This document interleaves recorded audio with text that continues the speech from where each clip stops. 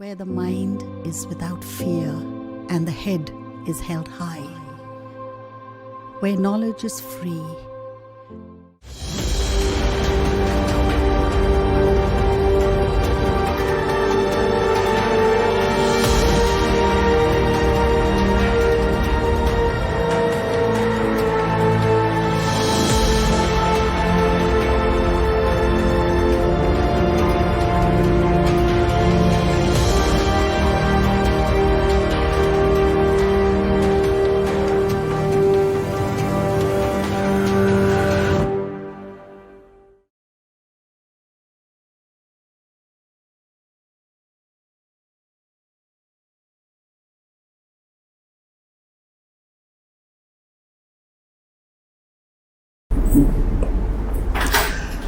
প্রিয় ছাত্রছাত্রীরা, তোমরা নিশ্চয়ই ভালো আছো। কেন নিশ্চয়ই বলছি, কারণ তোমরা যদি একটু সাবধান এবং সতর্ক থাকো তাহলে কিন্তু তোমাদের কোনো ভয় বা চিন্তার কোনো কারণ নেই।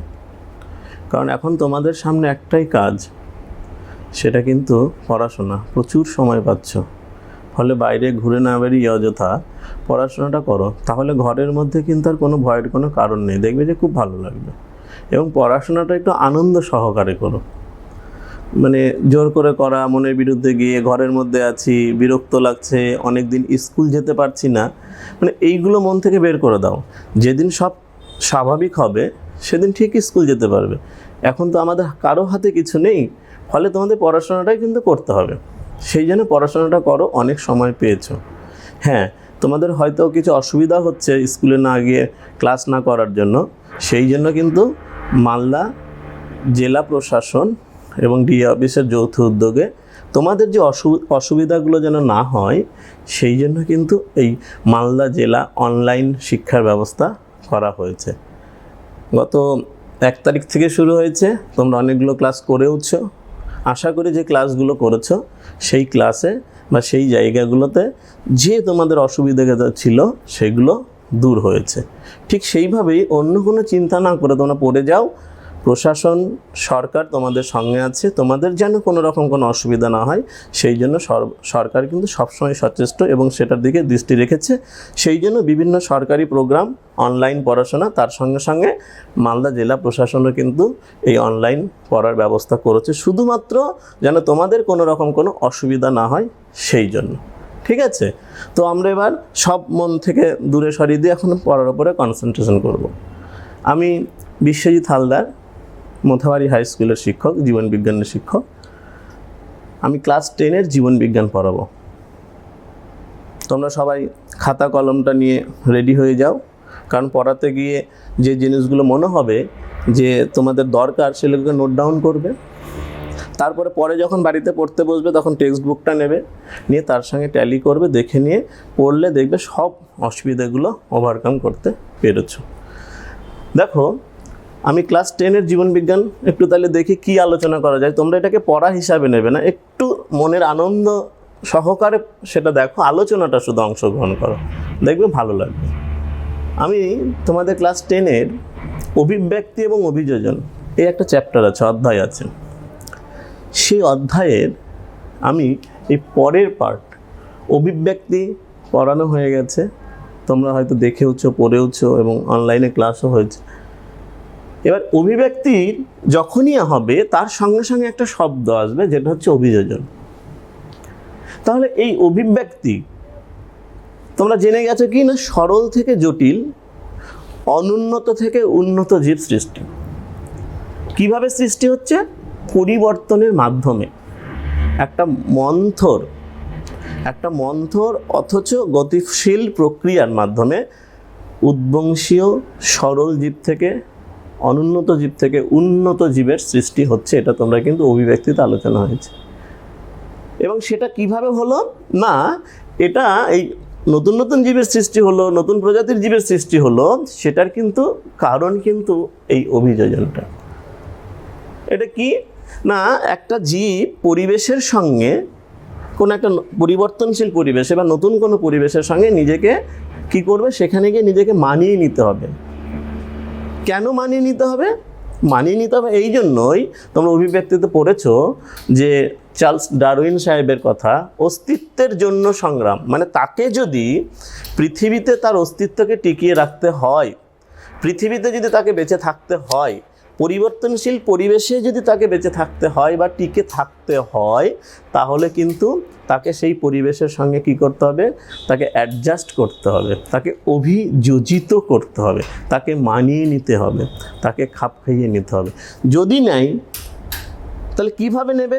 এমনি এমনি তো হবে না, তার কিছু পরিবর্তন আসবে। এবার পরিবর্তন আসলো মানে নতুন কিছু বৈশিষ্ট্যের সৃষ্টি হলো। আর এই যখনই নতুন কিছু বৈশিষ্ট্যের সৃষ্টি হলো, তার মানে কি তার দেহের মধ্যে, তার শরীরে কী হলো, নতুন নতুন বৈশিষ্ট্যের আবির্ভাব হতে লাগলো। ফলে একটা জীব যেমন ছিল, তাহলে নতুন একটা পরিবর্তনশীল পরিবেশে সেখানে নিজেকে মানিয়ে নেওয়ার জন্য বা খাপ খাইয়ে নেওয়ার জন্য বা নিজের অস্তিত্বকে টিকিয়ে রাখার জন্য তাহলে তার কিছু পরিবর্তন আসলো, এবং এই পরিবর্তনটা কিন্তু স্থায়ী পরিবর্তন। আর যখনই কোনো নতুন বৈশিষ্ট্যের আবির্ভাব হলো পরিবর্তনের মাধ্যমে, তখনই কিন্তু সে একটা নতুন জীবের কী হলো, সেখান থেকে একটা নতুন জীবের সৃষ্টি হলো, মানে অভিব্যক্তি ঘটলো। তার মানে কি আমরা কি জানলাম এর থেকে জানতে পারলাম যে অভিযোজনের মাধ্যমেই কিন্তু অভিব্যক্তি ঘটে। মানে সে নিজেকে একটা পরিবেশে খাপ খাইয়ে নেওয়ার জন্য বা সেখানে মানিয়ে নেওয়ার জন্য বা ফিট করার জন্য তার কী হবে, নতুন নতুন বৈশিষ্ট্যের আবির্ভাব হবে, কিছু পরিবর্তন হবে, কিন্তু পরিবর্তনগুলো কিন্তু স্থায়ী পরিবর্তন। এবং যখন সেই পরিবর্তনটা আসবে তখন কিন্তু তার কি সে নতুন আগের থেকে একটু আলাদা রকম হবে, মানে একটা বলা যাচ্ছে নতুন প্রজাতির জীবের সৃষ্টি হতে পারে, সেটাই অভিব্যক্তি।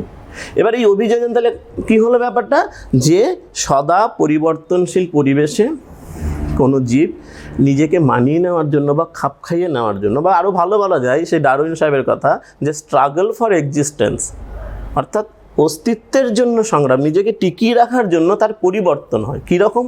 স্থায়ী পরিবর্তন। পরিবর্তনগুলো কী কী হতে পারে? 1 নাম্বার হতে পারে অঙ্গ সংস্থানগত।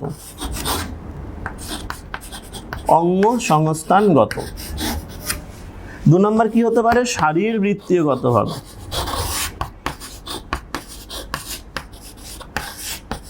আর কি পরিবর্তন হতে পারে? 3 নাম্বার হতে পারে আচরণগত। তাহলে এই পরিবর্তনগুলো হতে পারে অঙ্গ সংস্থানগত, মানে বিভিন্ন অঙ্গের, নতুন নতুন অঙ্গের সৃষ্টি হতে পারে কোনো একটা পরিবেশে তাকে নিজেকে মানিয়ে নেওয়ার জন্য বা অভিযোজিত করার জন্য, বা কোনো অঙ্গের লুপ্ত হতে পারে, যেটা দরকার হবে না সেই পরিবেশে সে লুপ্ত হয়ে যেতে পারে। শারীরবৃত্তীয় বিভিন্ন কাজকর্মের কিছু পরিবর্তন হতে পারে। জীবদেহের যে অনবরত বিভিন্ন রকমের শারীরবৃত্তীয় ক্রিয়াকলাপ হয়, তার মধ্যে কিছু সেই কোনো পরিবেশে তাদেরকে নিজেকে মানিয়ে নেওয়ার জন্য শারীরবৃত্তীয় কিছু পরিবর্তন, কাজকর্মে পরিবর্তন করতে হতে পারে। আর কি না, আচরণগত, বিহেভিয়ারাল, আচরণগত, তার বিহেভিয়ারাল চেঞ্জ করতে হতে পারে। তবে তার কি হবে না, এই পরিবর্তনগুলো কিন্তু সব হবে স্থায়ী, পার্মানেন্ট, নট অস্থায়ী। যে আমি এক জায়গায় বসবাস করলাম, কিছু নতুন নতুন বৈশিষ্ট্য আসলো, আবার সেখান থেকে যেমন চলে গেলাম, সেটা হলো। বলছে একবার যে বৈশিষ্ট্যটা অভিযোজনকালে কোনো জীবের দেহে আসবে, সেটার কিন্তু কি আর নষ্ট হয়ে যাবে না, চলে যাবে না, সেটা থেকে যাবে। কিন্তু এটা যেন খেয়াল রাখবে। ফলে স্থায়ী পরিবর্তন। তোমাদের একটা ছোট্ট উদাহরণ দিলে তোমরা বুঝতে পারবে। ধরো কোনো একটা গ্রামের ছেলে গ্রামের স্কুলে পড়াশোনা করে, খুব ভালো রেজাল্ট করেছে, সেখানে মাস্টারমশাই, দিদিমণি যারা আছেন, ছাত্রী সবাই খুব ভালোবাসে এবং সেই স্কুলে যেতেও ভালোবাসে, পড়াশোনাটাও করে। সে মাধ্যমিকে ভালো রেজাল্ট করলো। এবার কি করবে? সে চাইবেই যে শহরের কোনো একটা ভালো স্কুলে এসে ভর্তি হতে, এবং তাই হয়, আসলো শহরের স্কুলে। এবার শহরের স্কুলে কোনো একটা ভালো স্কুলে ভর্তি হলো, তাহলে এই শহরের স্কুলের এই পরিবেশ এবং তার গ্রামের নিজের স্কুলের পরিবেশের মধ্যে কিন্তু পার্থক্য আছে বিভিন্ন রকম। যদি সেই ছেলেটা এই শহরের স্কুলের পরিবেশের সঙ্গে নিজেকে অভিযোজিত না করতে পারে, মানে যদি অভিযোজন না ঘটে তার, মানে এখানকার মতো তাকে হতে হবে, তবে সে এই পরিবেশে পড়াশোনাটা করতে পারবে। যদি না চেঞ্জ করতে পারে নিজেকে, তাহলে কিন্তু তার এখানে পড়াশোনা হবে না। দেখা যায় অনেক ছেলে মেয়ে গ্রাম থেকে শহরে আসে, ভালো স্কুলে ভর্তি হয়, কিন্তু কিছুদিন পর এখানে থাকতে না পেরে, মানে অভিযোজিত না করতে পারলে সে আবার চলে যায় ফিরে। ঠিক তেমন ধরো মালদা শহরের কোনো একটা ভালো স্কুলের কোনো ছেলে বা মেয়ে, ছাত্রছাত্রীরা, তারা এখানে ভালো রেজাল্ট করলে এবং উচ্চ মাধ্যমিকের পরে তারা কলেজ বা বাইরে কোথাও পড়াশোনা করতে যেতে চাইবেই, ভালো জায়গায় সবাই চায় যেতে। ফলে এবার যখন মালদা থেকে কলকাতা বা আরও কোনো ভালো অন্য শহরে গেল, তখন কিন্তু সে আবার যদি মালদায় যেরকমও করতো, তার বিহেভিয়ার, অ্যাটিটিউড, পোশাক পরিচ্ছদ, কথাবার্তা, চালচলন, এইগুলো যদি মালদাতে যেমন করতো সেরকম যদি সে অন্য জায়গায় গিয়ে করে, তাহলে কিন্তু সেখানেও নিজেকে অভিযোজিত করতে পারবে না, মানে টিকে থাকতে পারবে না। তার মানে তাকে ফিরে আসতে হবে।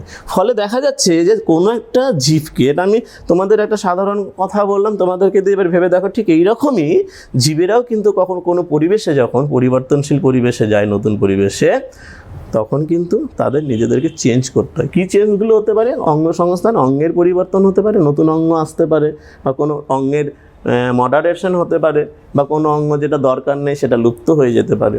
শারীরবৃত্তীয় বিভিন্ন কাজকর্মের পরিবর্তন হতে পারে, আচরণগত তাদের ব্যবহারেরও কিন্তু পরিবর্তন হবে, স্থায়ী পরিবর্তন যদি করতে পারে, তাহলে তার কী হবে? সেই পরিবেশে সে নিজেকে, তার অস্তিত্ব টিকে থাকবে, সে নিজেকে মানিয়ে নিতে পারে। মানে পৃথিবীতে ওই যে ডারউইন সাহেবের, তার কী হবে? সার্ভাইভাল ফর দ্য ফিটেস্ট, সে তার কী হবে? সেখানে থাকার সে উপযুক্ত হয়ে যাবে, ফলে সে টিকে থাকতে পারবে। এটাই হচ্ছে অভিযোজন। বোঝা গেল যে অভিযোজনটা কি? অভিযোজন হচ্ছে যে প্রক্রিয়ায় জীব পরিবর্তনশীল পরিবেশে নিজেকে মানিয়ে নেওয়ার জন্য বা খাপ খাইয়ে নেওয়ার জন্য তার অঙ্গসংস্থানগত, শারীরবৃত্তিগতভাবে এবং আচরণগতভাবে যে স্থায়ী পরিবর্তনগুলো হয়, সেটাই হচ্ছে অভিযোজন। এবং অভিযোজনের ফলে যখন তার নতুন নতুন বৈশিষ্ট্যের আবির্ভাব হবে, ফলে অভিব্যক্তিটা ঘটে। এটা কিন্তু অভিব্যক্তি এবং অভিযোজনের মধ্যে কিন্তু সম্পর্ক আসে। কিন্তু প্রশ্ন আসতে পারে যে অভিব্যক্তি এবং অভিযোজনের মধ্যে সম্পর্ক কী? তাহলে তোমরা বলবে যে অভিযোজনের মাধ্যমেই কিন্তু অভিব্যক্তি ঘটে। ক্লিয়ার হলো? তাহলে অভিযোজন কাকে বলে? অভিযোজন অভিব্যক্তির মধ্যে পার্থক্য কী? এবার বলছে অভিযোজন না বিভিন্ন রকমের হতে পারে। যেমন কি বলা হচ্ছে অভিযোজনটা? যদি বলি যে দ্বি অভিযোজন। দ্বি অভিযোজন মানে দু রকমের অভিযোজন দেখা যাবে, অর্থাৎ কোনো একটা জীবের দুটো ভিন্ন পরিবেশে নিজেকে টিকিয়ে রাখার জন্য দু রকমের তার দেহে অভিযোজন দেখা যাবে। দেখবে যে পানি ফল, তিরকুট ফল, এইগুলো গাছগুলোর জলের নিচে কিছু পাতা থাকে, জলে নিমজ্জিত পাতা, আবার জলের ওপরে বায়বীয় পাতা থাকে। তাহলে বায়বীয় ওখান থেকে টিকে থাকার জন্য তার বায়বীয় পাতার সৃষ্টি হয়ে যাবে, জলের মধ্যে তার কাজকর্ম করার জন্য তার জলজ কিছু পাতার সৃষ্টি। তাহলে দু রকমের, একটা হচ্ছে বায়বীয়, একটা জলজ অভিযোজন হচ্ছে। ঠিক আছে? এইরকম তুমি দেখতে পাবে যে ব্যাঙ, সে ব্যাঙ কী করে না, তার ডাঙাতে অভিযোজন আছে, সে ডাঙাতে চলা লাফাতে পারে, আবার জলের মধ্যে সাঁতার কাটার জন্য তার পাটা কিন্তু লিপ্ত পদ, মানে চামড়া দিয়ে আবৃত করা থাকে, নখগুলো চামড়া দিয়ে আবৃত করা থাকে, লিপ্ত পদ সাঁতার কাটার জন্য। কেন? তাহলে দ্বি অভিযোজন স্থল এবং জল, এরকম বিভিন্ন রকম দ্বি অভিযোজন কিন্তু বিভিন্ন জীবের দেহে দেখা যায়। আর কি বলবো না, অপসারী এবং অভিসারী অভিযোজন। অপসারী এবং অভিসারী, তোমরা জানো যে ভৌতবিজ্ঞানে পড়েছে অপসারী আলোক রশ্মি গুচ্ছ কি, অভিসারী আলোক রশ্মি গুচ্ছ কি? জানো যে যে আলোক রশ্মি তার গতিপথের দিকে ক্রমশ পরস্পর থেকে দূরে সরে যায়, সেটা অপসারী। আর অভিসারী কি? তার বিভিন্ন দিক থেকে এসে যখন একটা বিন্দুতে মনে হচ্ছে মিলছে, সেটা হচ্ছে কি না অভিসারী। অভিসারী, আর এটা হচ্ছে অপসারী। তাহলে এইটা ছবিটার মাধ্যমে বুঝতে পারছো যে অভিযোজনে অপসারী অভিযোজন এবং অভিসারী অভিযোজনটা কি। অর্থাৎ অপসারী মানে একটা জায়গায় আগের তারা একটা পরিবেশেই থাকতো, একটা নির্দিষ্ট পরিবেশে, কিন্তু ক্রমে ক্রমে ভিন্ন পরিবেশে তারা থাকতে হচ্ছে বা তারা নিজেদেরকে সেই পরিবেশে, ভিন্ন পরিবেশে মানিয়ে নিয়েছে, তার জন্য যে অভিযোজন হচ্ছে সেটা হচ্ছে অপসারী অভিযোজন। আর অভিসারীটা কি? যে ভিন্ন পরিবেশের জীবগুলো কোনো কারণের জন্য যখন একটা নির্দিষ্ট পরিবেশে এসে বসবাস করছে, তখন সেটা হচ্ছে অভিসারী অভিযোজন। এগুলো ছোট প্রশ্ন হিসেবে আসতে পারে যে অপসারী অভিযোজন কাকে বলে, অভিসারী অভিযোজন কাকে বলে, দ্বি অভিযোজন কাকে বলে। এইগুলো ছোট ছোট জিনিসগুলো তোমাদের কিন্তু বললাম। এইবার আমি যাব যে অভিযোজন, যে বিভিন্ন উদ্ভিদ এবং প্রাণীর অভিযোজন। তাহলে প্রথমে তাহলে আমরা দেখি যে উদ্ভিদের অভিযোজন দেখি, অর্থাৎ বিভিন্ন পরিবেশে যে বিভিন্ন উদ্ভিদগুলো থাকে, তারা সেই পরিবেশে থাকার জন্য তাদের কি কি বৈশিষ্ট্যের সৃষ্টি হয়েছে বা বৈশিষ্ট্য দেখা যায়, সেটা উদ্ভিদের ক্ষেত্রে দেখব। তাহলে উদ্ভিদের ক্ষেত্রে, তাহলে আবারও বলছি, তোমাদের বইয়ে কিন্তু দেওয়া আছে এইভাবে উদ্ভিদ প্রাণীর অঙ্গ সংস্থানগতভাবে, তারপরে শারীরবৃত্তীয়গতভাবে অভিযোজন দেওয়া আছে, আচরণগতভাবে দেওয়া আছে। আমি সেটাকে কি করছি না, পরিবেশ অনুসারে যে বিভিন্ন পরিবেশে থাকার জন্য সেই পরিবেশের উদ্ভিদের কী কী অভিযোজনগত বৈশিষ্ট্য এসছে, প্রাণীর কী কী বৈশিষ্ট্য এসছে, এবং সেই বৈশিষ্ট্যগুলো অবশ্যই কিন্তু অঙ্গ সংস্থানগত, শারীরবৃত্তীয়গতভাবে এবং আচরণগতভাবে। দেখো তোমরা আগে এই পড়াটা শোনো, আলোচনাটা শোনো, দেখতে পাবে তোমাদের বইয়ের সঙ্গে এটার কোনো পার্থক্য নেই। ওখানে আলাদা আলাদা করে দেওয়া আছে, এখানে আমি একসঙ্গে সেই বৈশিষ্ট্যগুলো আলোচনা করব। প্রথমে উদ্ভিদের অভিযোজন যদি বলে, তাহলে উদ্ভিদ বিভিন্ন পরিবেশে উদ্ভিদ থাকে, বিভিন্ন পরিবেশের উদ্ভিদ। তার মধ্যে আমরা জানি যে জঙ্গল উদ্ভিদ, জেরোফাইটিক প্ল্যান্ট, কোথায় থাকে? জঙ্গল, ঝোপঝাড় সৃষ্টি করে। কোথায় থাকে এটা? এটা বলে মরুভূমি অভিযোজন বা মরু উদ্ভিদের অভিযোজন। মরুভূমিতে যে উদ্ভিদগুলো জন্মায় তারা কিন্তু বেশি বড় হয় না, তারা ঝোপঝাড় সৃষ্টি করে, বেশি বড় হবে না, তারা ঝোপঝাড় সৃষ্টি করবে তাই মরুভূমিতে যে অভিযোজন উদ্ভিদগুলো থাকে সেই মরুভূমির পরিবেশে তাদের টিকে থাকার জন্য কী কী বৈশিষ্ট্য দেখা যায়, তাহলে মরু অভিযোজন উদ্ভিদের পড়ব। এটা কি কাদের ক্ষেত্রে দেখা যায়? সাধারণত মরুভূমিতে যে উদ্ভিদগুলো জন্মায় তাদেরকে আমরা বলি ক্যাকটাস, কাঁটা জাতীয় উদ্ভিদ। আমি পড়বো, আলোচনা করব পরে। ক্যাকটাসদের দেহে এইরকম মরু অভিযোজন দেখা যায় উদ্ভিদের ক্ষেত্রে। 2 নম্বর কার কথা বলবো? এটা হলো জঙ্গল অভিযোজন, ক্যাকটাসের জঙ্গল অভিযোজন, জেরোফাইটিক অ্যাডাপ্টেশন, জঙ্গল অভিযোজন। তারপরে দেখব কি না, লবণাম্ব অভিযোজন। লবণাম্ব মানে লবণাক্ত মৃত্তিকায় যে সকল উদ্ভিদ জন্মায়, যেখানকার মাটিটা লবণ, মাটির মধ্যে লবণের পরিমাণ বেশি থাকে, সেই লবণাক্ত মৃত্তিকায় যে উদ্ভিদগুলো জন্মায়, তাহলে তাদের সেই লবণাক্ত পরিবেশে জন্মানোর জন্য কি কি বৈশিষ্ট্য দেখা যায়। আমরা কোথায় পাবো লবণাক্ত? আমাদের পরিচিত যে সুন্দরবন এলাকায় যে ম্যানগ্রোভ অঞ্চল সুন্দরবনে, সেখানকার যে উদ্ভিদগুলোর অভিযোজন সেটা লবণাম্ব। কারণ সুন্দরবনের যে ম্যানগ্রোভ অরণ্য আছে সেটা কিন্তু লবণাক্ত মৃত্তিকাতে সৃষ্টি হয়েছে সমুদ্রের উপকূলে। এখানে আমরা পাবো কি, বিভিন্ন উদ্ভিদ পাবো, যেমন পাবো সুন্দরী, যেমন পাবো গরান, যেমন পাবো গেঁয়ো, এরকম বিভিন্ন উদ্ভিদ পাবো, তাদের লবণাম্ব অভিযোজন দেখা যাবে। কি সেটা হচ্ছে হ্যালোফাইট, হলো হ্যালোফাইট অভিযোজন।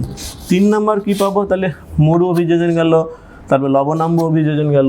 জলজ অভিযোজনও পাবো, হাইড্রোফাইট, জলজ অভিযোজন, অর্থাৎ জলের মধ্যে যে উদ্ভিদগুলো থাকে তারা জলে থাকার জন্য তাদের কি অভিযোজন সেটা পাবো। যেমন আমাদের পদ্ম আছে, পদ্মের অভিযোজন জলজ অভিযোজন, জলের মধ্যে থাকার জন্য তার সেটা।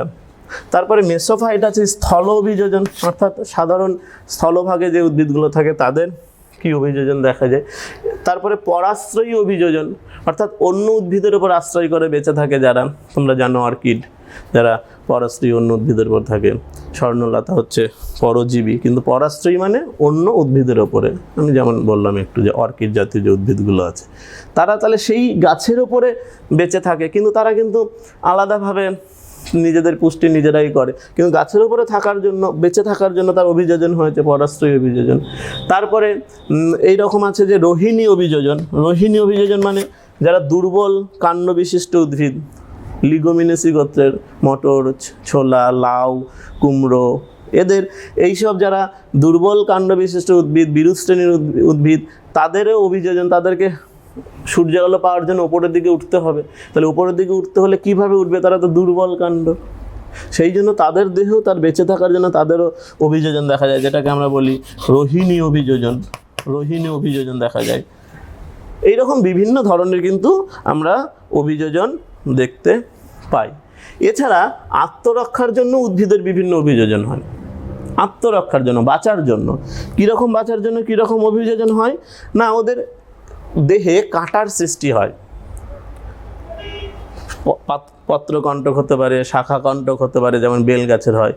গাত্রকণ্টক হতে পারে, গায়ে রোমের সৃষ্টি হয়, যে রোমের সংস্পর্শে আসলে ক্ষতি হতে পারে, সেই জন্য ভয়ে তাদের কাছে যাবে না, বেঁচে থাকার জন্য তাদের এই অভিযোজনগুলো হচ্ছে।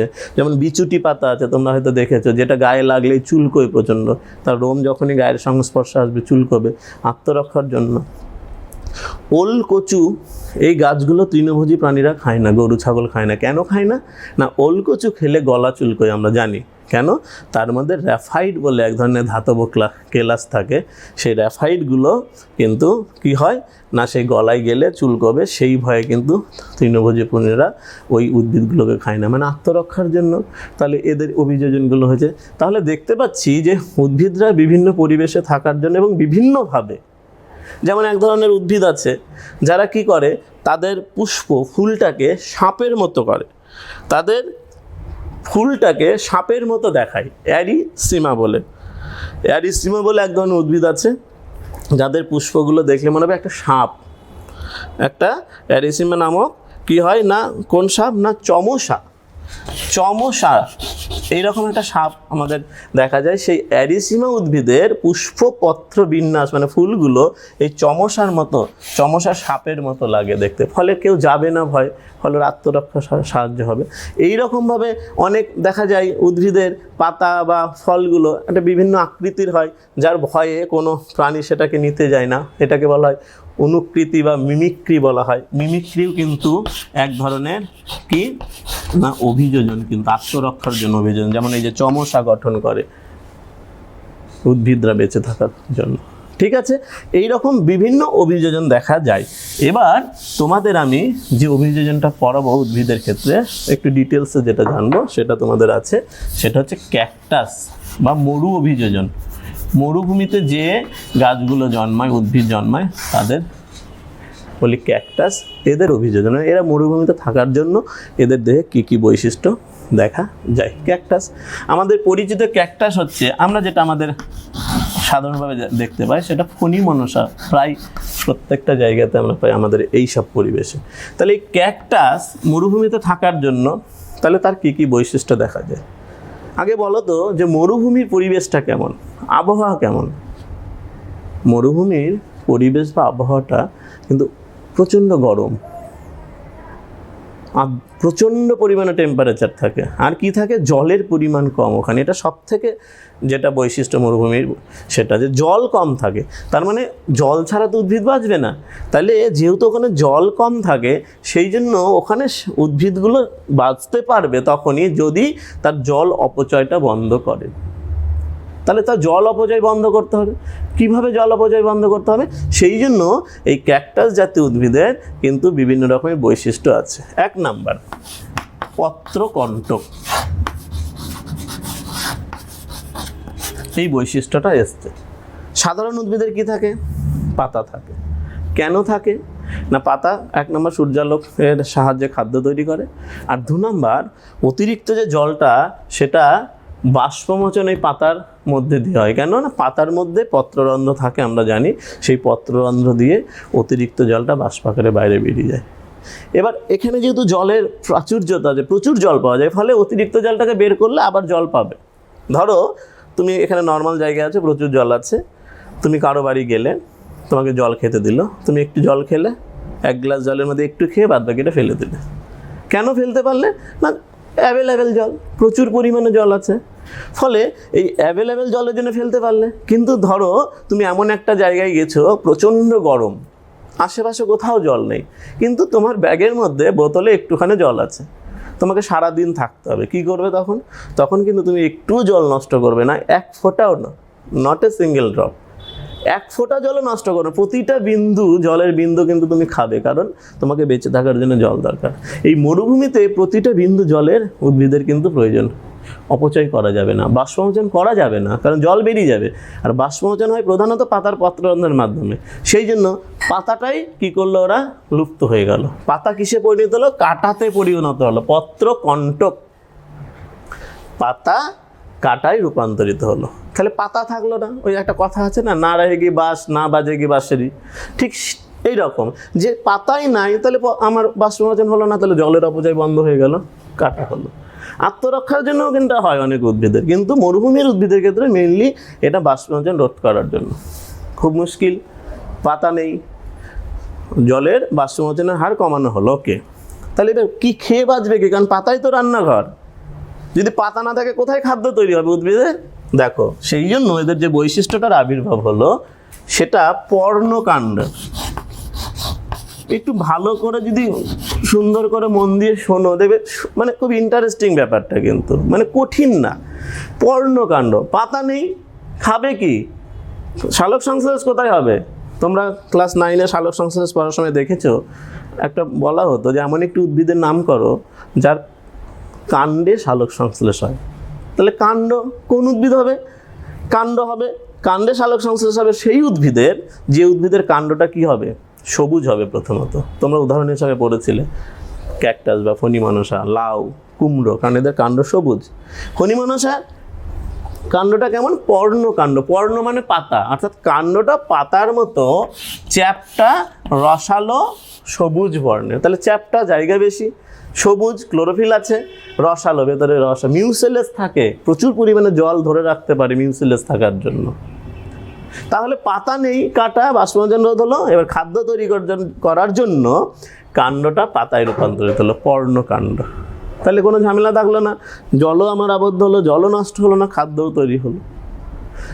এবার যেহেতু মরুভূমিতে জল অনেক নিচে থাকে, তাহলে মূলগুলোকে অনেক নিচে যেতে হবে, অনেক গভীরে গিয়ে জল, সেই জন্য এদের মূলত্র বা মূলত্রাণ, মূলতন্ত্র যেটাকে বলে, সেটা কিন্তু খুব সুগঠিত। আর কি থাকে না, এর প্রচুর শাখামূল, প্রশাখামূল, যেটা ভেতরে যায় না, সেটা মাটির ওপরের দিকে, লেয়ারের দিকে থাকে। কেন থাকে? যে বৃষ্টিতে যদি জল হয় তাহলে জলটা বেশি যাবে না, অল্প বৃষ্টি হবে, তো সেই ওপরের জলটা যেন এই শাখা প্রশাখা মূল দিয়ে তারা গ্রহণ করতে পারে। বুঝতে পেরেছো? তাহলে এটা কিন্তু কি না, এই ক্যাকটাস অর্থাৎ মরুভূমি যে উদ্ভিদ থাকে তাদের কিন্তু এই দুটো বৈশিষ্ট্য খুব ইম্পর্টেন্ট। আর কি থাকে? এদের গোটা শরীরে কিউটিকেল আবরণ থাকে।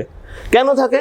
শুধু পাতা দিয়েই, পত্ররন্ধ্র দিয়েই কিন্তু বাষ্পমোচন হয় না, গা দিয়ে হয়, কাণ্ড দিয়ে হয়, লেন্টিসেল দিয়ে হয়, কিউটিকেল দিয়ে হয়। সেই জন্য এদের কি হয় না, কিউটিকেলের একটা আবরণ থাকে, তার উপর মোমের আবরণ থাকে। কেন না, কোনো কারণেই যেন এক ফোঁটা জলও যেন বাষ্পীভূত হয়ে বাইরে বেরোতে না পারে। এই ছিল আমাদের ক্যাকটাস বা ফণিমনসার কি অভিযোজনগত বৈশিষ্ট্য, খুব ভালো করে পড়বে। নেক্সট, তাহলে এটা মরুভূমি উদ্ভিদের হলো অভিযোজনগত বৈশিষ্ট্য। এবার আমরা কি পড়ব না, লবণাম্ব উদ্ভিদ, অর্থাৎ লবণাক্ত মৃত্তিকায় যে উদ্ভিদরা জন্মায়, সেই লবণাম্ব উদ্ভিদের ওরা ওই লবণাক্ত মৃত্তিকায় কী করে বেঁচে থাকতে পারে, কী করে অভিযোজিত হয়েছে। কারণ সাধারণ উদ্ভিদ কিন্তু লবণাক্ত মৃত্তিকায় বেঁচে থাকতে পারবে না, মরে যাবে। তো এরা কি করে হলো? তাহলে আমাদের লবণাম্ব উদ্ভিদ আমরা দেখেছি সুন্দরবন, ম্যানগ্রোভ অঞ্চলে থাকে, সুন্দরী, গরান, গেও, কেওড়া, সেরিওপস, রাইজোফোরা, এই বিভিন্ন উদ্ভিদগুলো ওখানে থাকে। তারা কি করে দেখো, প্রথমত লবণাম্ব উদ্ভিদে কি সমস্যাটা কি না, লবণাম্ব উদ্ভিদের মাটিতে প্রচুর পরিমাণে লবণ থাকে, জলও থাকে, কারণ ওটা সমুদ্র উপকূলবর্তী অঞ্চলে কর্দমাক্ত। কিন্তু যেহেতু টাইট কর্দমাক্ত, ফলে অক্সিজেনের পরিমাণটা কম থাকে ওখানে। তাহলে কি হয়, মাটিতে অক্সিজেনের পরিমাণ কম থাকলে গাছের বৃদ্ধি হবে না, গাছ বাঁচবে না। সেই জন্য ওখানে যে লবণাম্ব উদ্ভিদগুলো জন্মায়, বিশেষ করে সুন্দরী গাছ, তার কি হয়, মূলগুলো, কিছু মূল অভিকর্ষর বিপরীতে এইরকম ওপরে, মাটির ওপরে উঠে আসে, এবং এদের গায়ে অসংখ্য ছিদ্র থাকে। এই মূলগুলোকে বলে শ্বাসমূল, শ্বাসমূল বা বলা হয় নাসিকা মূল বলা হয়। নাসিকা, নাক, আমাদের নাকের সাহায্যে যেমন অক্সিজেন কার্বন ডাইঅক্সাইড গ্রহণ বর্জন করি, এদেরও প্রয়োজনীয় অক্সিজেন কার্বন ডাইঅক্সাইডটা মাটি থেকে নিতে পারে না, কারণ কর্দমাক্ত থাকে, ফলে ওর আন্তঃআণবিক ফাঁক কম থাকে, দ্রবীভূত কম থাকে অক্সিজেন কার্বন ডাইঅক্সাইড। সেই জন্য এরা এই মূলগুলো ওপরের দিকে ওঠে, যেটাকে শ্বাসমূল বা নাসিকা মূল বলে। এই শ্বাসমূলে অসংখ্য ছিদ্র থাকে, তার মাধ্যমেই অক্সিজেন আর কার্বন ডাইঅক্সাইড গ্রহণ করে তারা শ্বসন কার্য, সালোক সংশ্লেষ প্রভৃতি করতে পারে। এবার সুন্দরবনের ওখানে মাটিগুলো লবণাক্ত মাটি কি না, ওই মাটিটা থেকে জল নিতে পারে না, নোনা মাটি বা লোনা মাটি। নোনা মাটি যেহেতু ওখানে লবণাক্ত, তাই নোনা মাটি বলা হচ্ছে। একে বলা হয় শারীরবৃত্তীয় শুষ্ক মৃত্তিকা। দেখো, শারীরবৃত্তীয় শুষ্ক, শুষ্ক মানে শুকনো, জল থাকে না। তার মানে কি জল থাকে না? প্রচুর জল, সমুদ্র উপকূলে প্রচুর জলে ভর্তিই থাকে। কিন্তু তাহলে কেন শুষ্ক বলা হচ্ছে? দেখো, শারীরবৃত্তীয় মানে জলের যে কাজ, সেই কাজটা উদ্ভিদ করতে পারে না। কি না, আমরা জানি উদ্ভিদ কি করে মাটি থেকে জল নেয়। মাটিতে জল থাকে, কৈশিক জল, সেই জলটা কি হয় না, জলের ঘনত্ব কম, ভেতরে কি আছে, কোষের সাইটোপ্লাজম আছে, তার বেশি ঘনত্ব। তখন কি হয় না, এই কম ঘনত্ব থেকে বেশি ঘনত্বের দিকে জলটা কিন্তু যেতে পারে। তোমরা জানো ব্যাপন অভিস্রবণ প্রক্রিয়া যায় এই জন্য। কিন্তু যদি উল্টো হয় যে বাইরে যে জলটা আছে তার ঘনত্ব বেশি, কেন, লবণ আছে, বিভিন্ন রকমের লবণ মিশ্রিত আছে, তাহলে ফলের ঘনত্ব বেড়ে গেল, তাহলে বাইরে ঘনত্ব বেশি আর এখানে সাইটোপ্লাজমের ঘনত্ব কম হয়ে গেল, তাহলে যাবে না, জলটা ঢুকবে না। তাই উদ্ভিদ এই জলটাকে গ্রহণ করে কাজ করতে পারবে না। সেই জন্য বলা হয় শারীরবৃত্তীয় শুষ্ক মৃত্তিকা। খুব ইম্পর্টেন্ট প্রশ্ন, নোনা মাটিকে বা লবণাক্ত মৃত্তিকাকে শারীরবৃত্তীয়গতভাবে শুষ্ক মৃত্তিকা বলা হয় কেন, খুব ইম্পর্টেন্ট, এটা কিন্তু পড়তে হবে। বোঝা গেল, কারণ এই মাটিতে, নোনা মাটিতে প্রচুর পরিমাণে লবণ থাকে, তার ঘনত্ব বেশি, ফলে কি উদ্ভিদ এই জলটাকে শোষণ করতে পারে না, জন্য একে বলা হয়। এবার কি, মাটিটা কি নরম মাটি, কাদা মাটি, তাহলে গাছগুলো যখন এখানে থাকতে পারবে, পড়ে যাবে। সেই জন্য বিভিন্ন রকমের এখানে কি হয়, অধিমূলের সৃষ্টি হয়, চারিদিক থেকে ঠেস, অধিমূল মানে এক্সট্রা করে মূল বেরোয় চারিদিক দিয়ে, যেন গাছটা পড়ে না যায়। আর কি থাকে, তাহলে অধিমূলের সৃষ্টি হয়, না হলে এটা মাটিতে জলের মধ্যে লুটিয়ে পড়বে, মরে যাবে। তারপরে কি, ঠেস মূলের সৃষ্টি হয়, ঠেস মূল, কেয়া গাছের ঠেস মূল, মানে কেয়া গাছটা যদি ধরো এইরকম আছে, একটু বাঁকা, এইরকম বাঁকা হয়ে থাকো, তাহলে পড়ে যাবে। এখান থেকে ঠেস দেওয়া বলে কোনো কিছু, যে আমি দেখো দেওয়ালে ঠেস দিয়ে আছে যেন পেছনে পড়ে না যেতে পারি, এটাও এরকম ঠেস মূল বেরোয় যেন গাছটা নিচে না পড়তে পারে। এইরকম বিভিন্ন রকমভাবে যান্ত্রিক মূলের সৃষ্টি হয়, অধিমূল, ঠেস মূল, এরকমভাবে সৃষ্টি কিন্তু হচ্ছে। ক্লিয়ার হলো? আর একটা যেটা বৈশিষ্ট্য দেখা যায় এই লবণাক্ত, এগুলো তো বৈশিষ্ট্য থাকেই, তার সঙ্গে যেটা দেখা যায় সেটা হচ্ছে জরায়ুজ অঙ্কুরোদ্গম।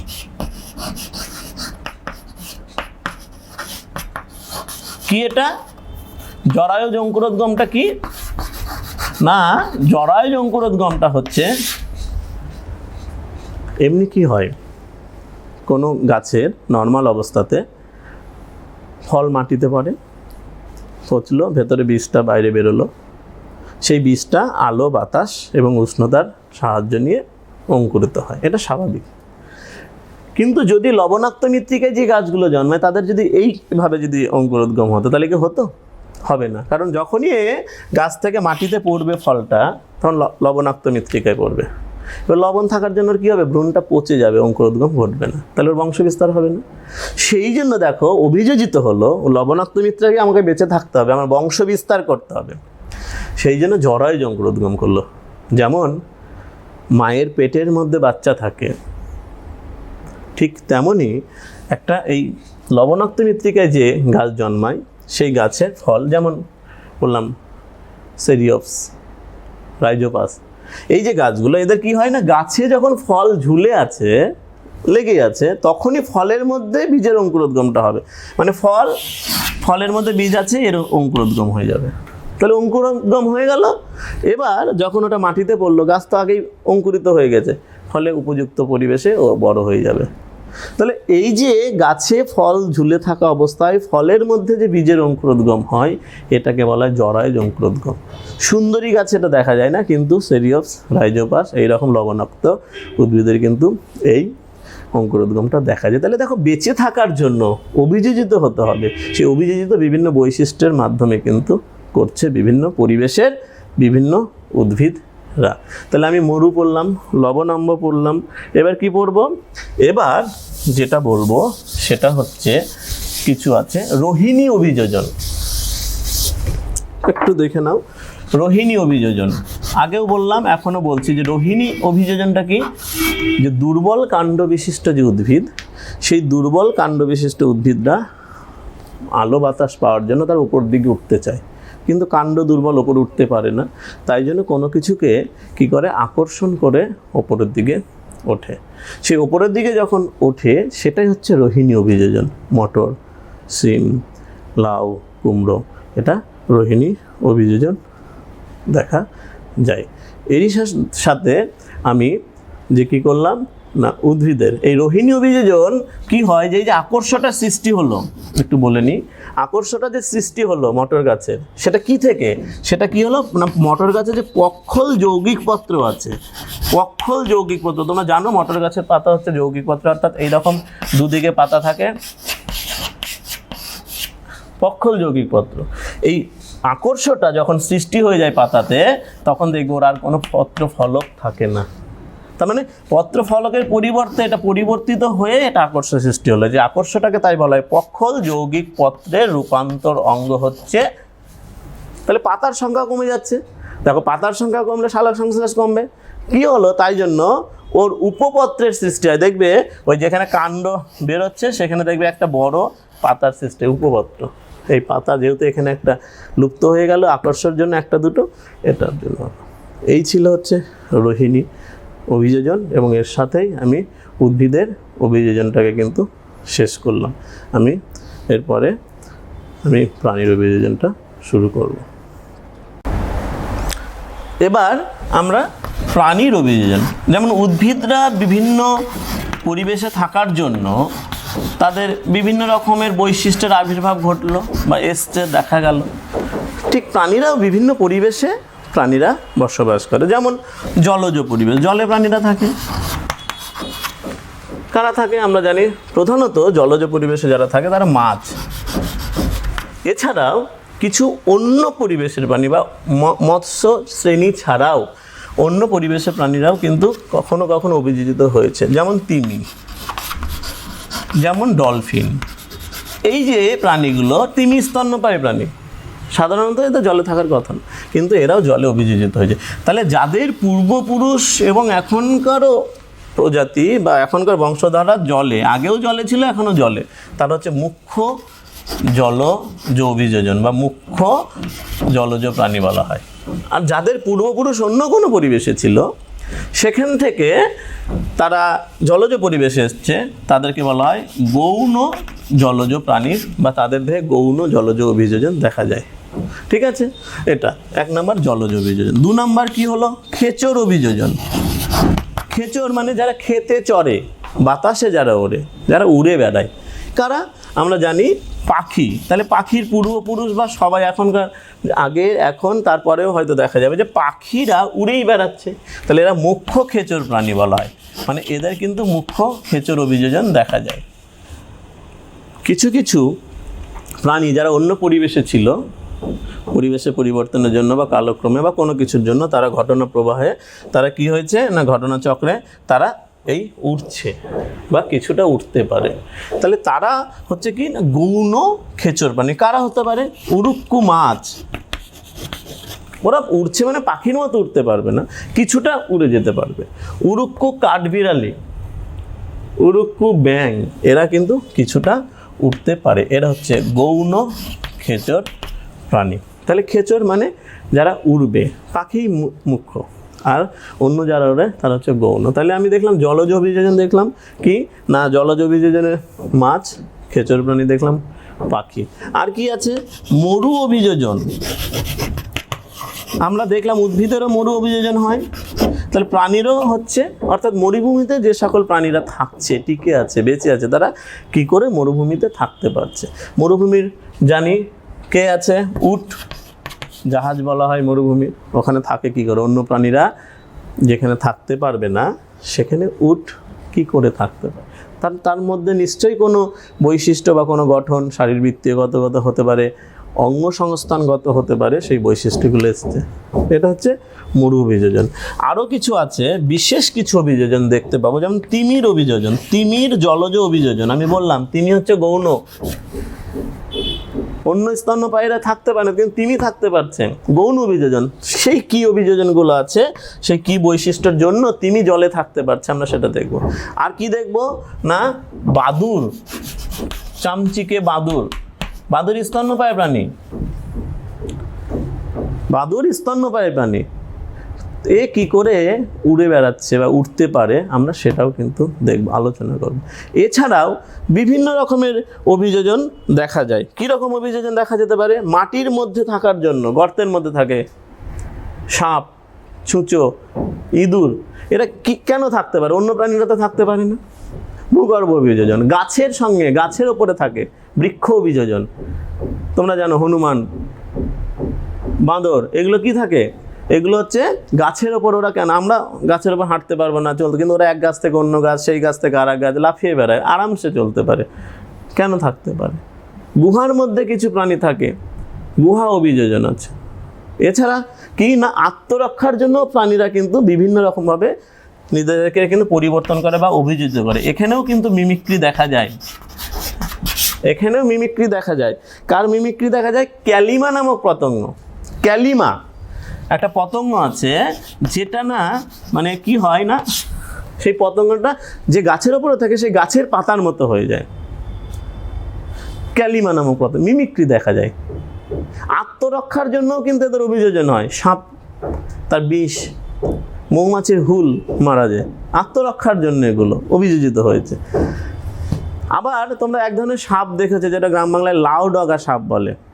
সবুজ রঙের হয়, একদম লাউয়ের যে ডগা, লাউয়ের যে গাছটা তার মতো একদম সবুজ হবে, মিশে থাকবে, তুমি চিনতে পারবে না যেটা লাউয়ের ডগা নাকি সাপ। তাহলে সেটাও কিন্তু অভিযোজন। অনেক সময় টিকটিকি গিরগিটিও কিন্তু রং চেঞ্জ করে পরিবেশের সঙ্গে নিজেদেরকে আত্মরক্ষার জন্য। আমরা বলি যে টিকটিকি গিরগিটির মতো রং কেন পাল্টাও, মানে ওরা যখন যে পরিবেশে থাকবে সেই পরিবেশে সাধারণত সেই জায়গার রং কিন্তু ওরা কিন্তু গ্রহণ করে নেয়। ফলে কেন করে এগুলো? এগুলো আত্মরক্ষার জন্য কিন্তু অভিযোজন করে থাকে। ফলে আমরা দেখতে পেলাম যে বিভিন্ন রকমের অভিযোজন হতে পারে বাঁচার জন্য, সেই পরিবেশে নিজেকে মানিয়ে নেওয়ার জন্য, সেই পরিবেশে নিজের অস্তিত্বকে রক্ষা করার জন্য এই ধরনের কিন্তু অভিযোজন হয়, বিভিন্ন রকমের অভিযোজন হয়। আমি এবার তোমাদের কিছু বিশেষ প্রাণী বিশেষ পরিবেশে থাকার জন্য তাদের কী কী অভিযোজন হয়। 1 নম্বর আমি যাব মুখ্য জলচর প্রাণী, তার অভিযোজন। কে না, আমাদের মাছ। এবার মাছের মধ্যে কোন মাছটা আমরা ভালো মানে সচরাচর দেখতে পাই, সবাই পরিচিত, আমরা জানি রুই মাছ, রুই কাতলা। তো এই রুই মাছটা যেহেতু আমরা দেখতে পাই, ফলে আমরা রুই মাছের বৈশিষ্ট্যের সঙ্গে মোটামুটি পরিচিত। বা যদি আমি তোমাদের বলি, তখন তোমরা কিন্তু বাড়িতে যখন মাছ নিয়ে আসবে বাবা, তখন তোমরা সেটাকে ট্যালি করে বা মিলিয়ে নিতে দেখতে পারবে। কিন্তু সেই জন্য রুই মাছটাকে আদর্শ একটা মাছ ধরে নেওয়া হচ্ছে এবং আদর্শ জলজ প্রাণী বলে। এর দেহে জলে থাকার জন্য এই মাছের দেহে কী কী অভিযোজনগত বৈশিষ্ট্য এসছে। 1 নাম্বার, দেহ আকৃতি। দেহ আকার, দেহ আকৃতি। দেহের আকারটা কেমন? জলে বা বাতাসে যদি কোনো প্রাণী থাকতে হয়, তোমরা দেখেছো মাছের আকারটা কেমন হয়। দেখো, সামনের দিকে সরু, পেছনের দিকে সরু, মাকু আকৃতি বলা হয়। মাকু ওই যে তাঁত বনে, যে কাপড় বনে, যে সেখানে একটা জিনিস এদিক ওদিক যাতায়াত করে, যেটা মাকু বলা হয়, যার দু সাইডে সরু, মাঝখানটা চওড়া। কেন এরকম আকৃতি হয়? এই যখন জলের মধ্যে দিয়ে যখন যাচ্ছে, তাহলে জলের একটা বাধা আছে, সেই বাধার মধ্যে দিয়ে যদি আমাদের মতো এরকম মোটাসোটা বা আগাগোড়া সমান যদি কোনো জিনিস যায়, তাহলে বাধা বেশি পাবে। সেই জন্য সামনের দিকে সরু হলো। দেখবে প্লেনেরও সামনে সরু, পেছনে সরু। পরে যাব আমি পাখির কথা যখন বলবো, ওটা বাতাসে, তো তাই এটা জলের মধ্যে। তাই জন্য কী হলো, যে প্রথমে একটু সরু হয়ে গেল। সরু হওয়ার ফলে সেটা তাহলে অল্প জায়গা, ওই বলে না সূচে ঢোকা ফাল হয়ে বেরোনোর মতো। তাহলে এটা জলে তাহলে অল্প জায়গায় বাধা পাচ্ছে। এবার ঢুকলো, তারপরে যখন ঢুকে গেল, তখন মাঝখানে জলটা যখন এখানে আসলো, বেশি করে ফাঁক হয়ে গেল, বাধাটাকে অতিক্রম করলো। আবার যখন বেরোচ্ছে সেই জায়গা থেকে পেছনে সরু, ফলে সহজেই বেরিয়ে যেতে পারে। এই জন্য জলের বাধা অতিক্রম করে জলের মধ্যে এরা সহজে চলাফেরা করার জন্য দেহটা মাকু আকৃতির হয়েছে। এদের মাছের দেহের ওপরে বিভিন্ন রকমের আঁশ থাকে, সাইক্লয়েড, টিনিয়য়েড, গ্যানয়েড, আত্মরক্ষার জন্য। এবং সেই আঁশের ওপরে কি থাকে, একটা মিউকাস বা পিচ্ছিল পদার্থ থাকে। সেই জন্য মাছকে ধরলে স্লিপ করে বেরিয়ে যায়, আত্মরক্ষার জন্য। যে ধরে ফেলেছো, কিন্তু দেখলে এমনভাবেও বেরিয়ে চলে গেল, পিচ্ছিল হয়ে থাকে মিউকাসের জন্য, আত্মরক্ষার জন্য। তাহলে বুঝতে পারছো যে ওকে জলে বাঁচতে হবে আমাকে, সেই জন্য বিভিন্ন অভিযোগ। এবার কি না, এদের জলের মধ্যে শ্বাসকার্য করতে হবে। জলের মধ্যে যদি শ্বাসকার্য করতে হয়, আমরা স্থলভাগে যারা থাকি, সেই মেরুদণ্ডী প্রাণীদের শ্বাসকার্য করার জন্য ফুসফুস, স্থল, মানুষ থেকে শুরু করে গরু থেকে পক্ষী থেকে সবার, কিন্তু জলের মধ্যে তো ফুসফুসের সাহায্যে শ্বাসকার্য করা যাবে না, অক্সিজেন গ্রহণ কার্বন ডাইঅক্সাইড বর্জন করা যাবে না। সেই জন্য এদের দেহে কি থাকে, ফুসফুসের পরিবর্তে ফুলকা। এই যে কানকো, এবার বলতে পারো স্যার কানকো কোনটা মাছের?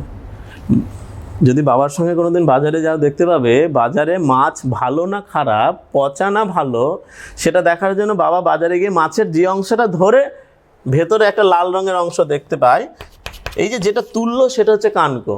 কানকোর ভেতরে থাকে হচ্ছে ফুলকা। এই ফুলকার সাহায্যে এরা শ্বাসকার্য করে জলের মধ্যে। এই প্রসঙ্গে বলে রাখি যে কিছু কিছু মাছ আছে যারা কিন্তু জলের বাইরেও অনেকক্ষণ বেঁচে থাকতে পারে। জানো তোমরা, জিওল মাছ বলে ওদেরকে, কই, মাগুর, শিঙি, এরা কিন্তু জলের বাইরেও অনেকক্ষণ বেঁচে থাকতে পারে। কেন? কারণ এদের তো ফুলকা। ফুলকাটা কি? ফুলকাটা জলের মধ্যে শ্বাসকার্য করার জন্য, শ্বসন করার জন্য। জলের বাইরে কার সাহায্য করে না? সেই সকল মাছগুলো, কই, মাগুর, শিঙি, এদের দেহে অতিরিক্ত শ্বাসযন্ত্র থাকে। অতিরিক্ত শ্বাসযন্ত্র থাকে। সেগুলো কি না, সেগুলো কোনোটা কারো দেহে ফুলের মতো, গোলাপ ফুলের মতো থাকবে। ওটাকে বলা হয় শ্বাস পুষ্প। ওটাকে বলা হয় শ্বাস পুষ্প, ফুলের মতো। এটা মাগুরের দেখা যায়, মাগুর মাছ। শিঙি মাছে দেখা যায় শ্বাস বৃক্ষ, গাছের মতো লতা পাতা, এরকম পাতা মনে হচ্ছে শাখা পোশাখা যুক্ত, শ্বাস বৃক্ষ, বৃক্ষের মতো, তাই এটাকে বলা হয় শ্বাস বৃক্ষ। কারোর মধ্যে শ্বাসনালী থাকে। এইরকম এইগুলো কি না, এই যে অতিরিক্ত শ্বাসযন্ত্র, শ্বাসপুষ্প, শ্বাসবৃক্ষ, এইগুলোর সাহায্যে ওরা কি করে না, ওরা জলের বাইরে যখন ওরা আসে তখন সেখান থেকে ওরা শ্বাসকার্য করে। প্রশ্ন আসতে পারে, আসে যে জিওল মাছ মানে কই, মাগুর, শিঙি, এরা জলের বাইরেও অনেকক্ষণ কেন বেঁচে থাকতে পারে? মানে গল্পে শোনা যায়, আমরা ছোটোবেলা শুনেছি যে কই মাছকে নাকি তাল গাছের মাথাতেও পাওয়া যায়, ওরা ওখানেও বেঁচে থাকে। যেমন গল্পের গরু গাছে ওঠে কি না, ঠিক ওটা গল্পের গরু গাছে ওঠে, কতটা সত্যি। কিন্তু কই মাছ তাল গাছের মাথাতে থাকতে পারে, থাকে, বেঁচে থাকে। এটার মধ্যে একটু হলেও কিন্তু আমরা এই অতিরিক্ত শ্বাসযন্ত্রের সাহায্যে যদি দেখি তাহলে সম্ভব হলেও হতে পারে। কতটা সত্য জানি না, কিন্তু সম্ভব হতে পারে। কীরকম? ধরো একটা বিল বা পুকুরের পাশে একটা তাল গাছ আছে, যখন শুকিয়ে যায়, জল অল্প অল্প থাকে, তখন দেখবে ওখানে সহজেই মাছ ধরা যায়। যেমন মানুষ মাছ ধরে, তেমন চিল, কাক, বিভিন্ন পাখিও মাছগুলোকে ধরে নিয়ে গিয়ে কী করবে? ধরলাম যে ওই পুকুরের পাশে তাল গাছটার ওপরে গিয়ে বসলো। এবার তাল গাছের গোড়াগুলো তো অনেক চওড়া হয় এবং গাছের সঙ্গে আটকে থাকে, বলে ওই জায়গাটা না জল জমতে পারে, বৃষ্টি হলে জল জমে থাকতে পারবে। এবার ওই মাছটা, পাখিটা ওখানে নিয়ে গিয়ে বসলো, রেখে খাবে। এবার যেহেতু অনেকক্ষণ ডাঙাতেও থাকতে পারে, ফলে ওরা লাফাতে লাফাতে ওই তাল গাছের যে কাণ্ড, মানে পাতার যে পত্রমূল, তার মধ্যে ঢুকে গেল। তাহলে আর পাখিটা খেতে পারবে না।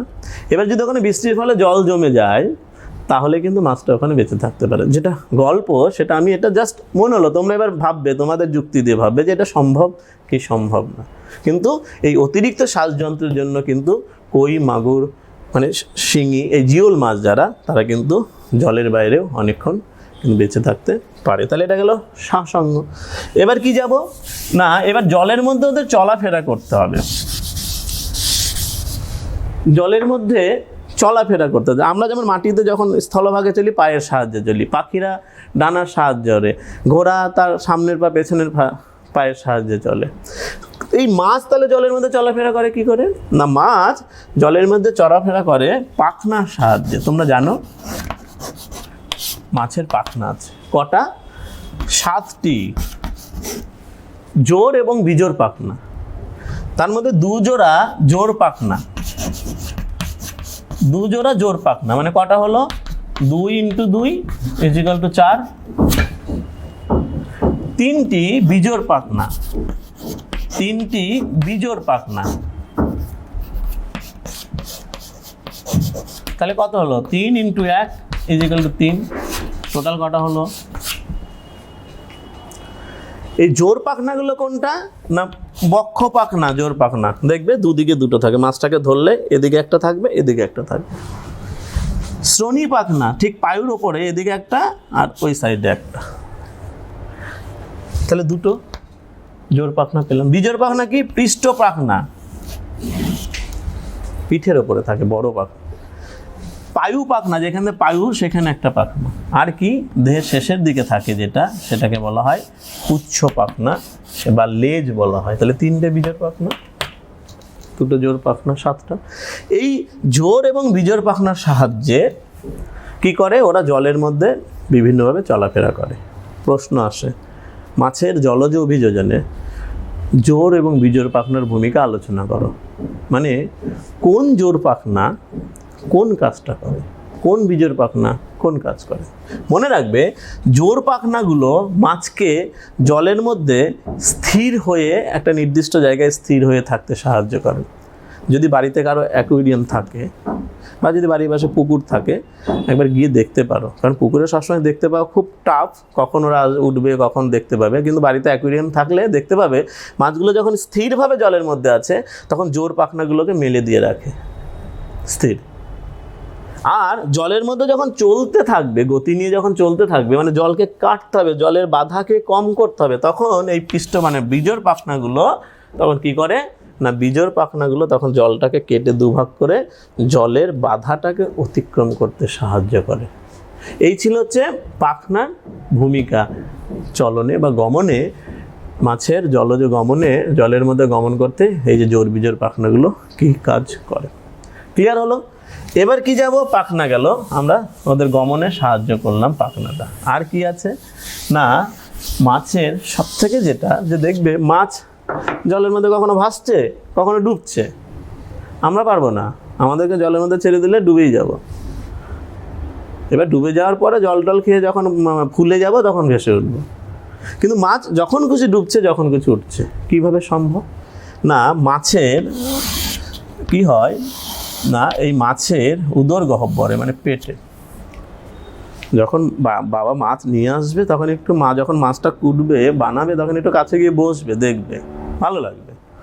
তো এই উদর গহ্বরের মধ্যে কি থাকে, দ্বিপ্রকোষ্ঠযুক্ত